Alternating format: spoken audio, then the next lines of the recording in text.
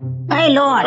એ પાટલી અને આ વેલાણ તમને તૈણીને કહી દઉં છું હું બીજું કામ કરીને આવું ને તો રોટલી ફટફટ વણાઈ જવી જોઈએ ને ગરમ ગોઠવાઈ જવી જોઈએ गिरीश का सुनने का गाना लेकिन ये साला कर क्या रहा है यहाँ पे? એ મશીન જો કપડા અંદર નાખી દીધા છે બટન દબાઈ દીધું છે કપડા ધોવાઈ જવા જોઈએ ફૂકવાઈ જવા જોઈએ અને કબાટમાં મુકાઈ જવા જોઈએ अबे साले रुको जरा। आप भी ठीक करके देता हूँ मैं नहीं बताऊंगा સાંભળી લે બે તમને કહી દઉં છું બટન મેં દબાઈ દીધું છે હું બીજું કામ કરીને આવું ને તો રસોઈ થઈ જવી જોઈએ